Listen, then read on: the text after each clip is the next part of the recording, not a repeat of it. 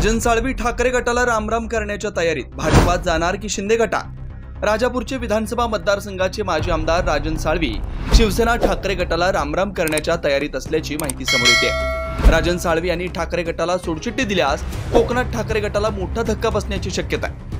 माजी आमदार राजन साळवी पक्षाला रामराम करण्याच्या तयारीत असल्याचं सांगण्यात येतंय।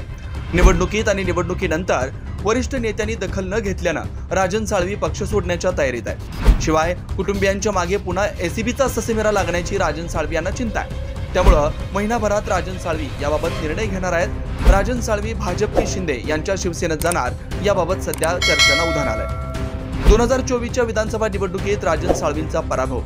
राजापूर विधानसभा मतदारसंघात शिवसेना शिंदे गटाकडून किरण सामंत यांना उमेदवारी देण्यात आली होती।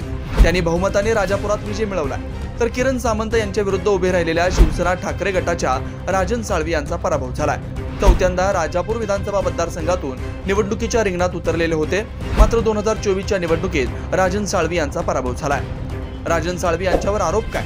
ऑक्टोबर 2009 ते 2 डिसेंबर 2022 पर्यंत 14 वर्षात बेहिशेबी मालमत्ता जमा केल्याचा आरोप साळवींवर ठेवण्यात आलाय। साळवी यांच्याकडे 3,53,00,000 इतकी बेहिशेबी मालमत्तेची रक्कम सापडल्याचा आरोप त्यांच्यावर आहे। साळवी यांची मूळ संपत्ती अंदाजे 2,92,00,000 रुपये इतकी आहे। बेहिशेबी मालमत्तेचा आकडा हा 118% इतका जास्त असल्याचा आरोप आहे। यापूर्वी राजन साळवी यांनी 6 वेळा एसीबी चौकशीसाठी अलिबाग येथील कार्यालयामध्ये हजेरी लावली होती।